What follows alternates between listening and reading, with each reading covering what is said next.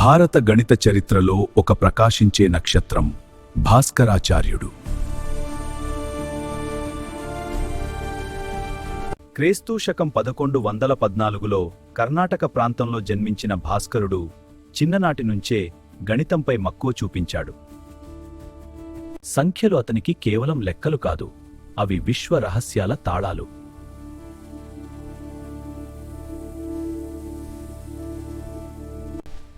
అతని మహాగ్రంథం సిద్ధాంత శిరోమణి 4 భాగాలుగా ఉంది.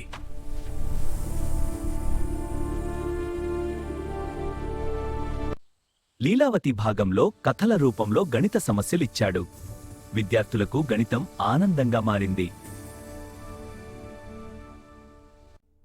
బీజగణితంలో తెలియని సంఖ్యలను కనుగొనే పద్ధతులను వివరించాడు.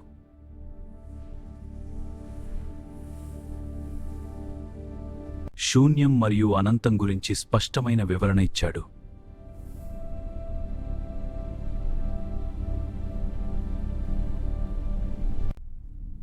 డిఫరెన్షియేషన్కు దగ్గరైన భావనలు ఆయన రచనల్లో కనిపిస్తాయి.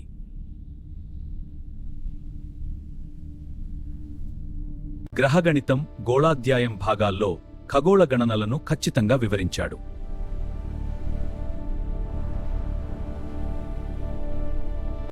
కాలగణనలో కూడా విశేష ప్రతిభ చూపించాడు.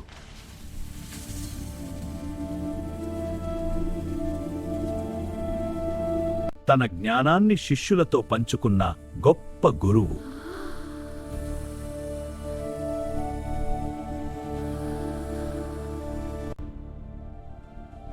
ఆయన రచనలు ప్రపంచ శాస్త్ర అభివృద్ధికి పునాది అయ్యాయి. భాస్కరాచార్యుడు గణితాన్ని కథగా మార్చిన మహాగురువు.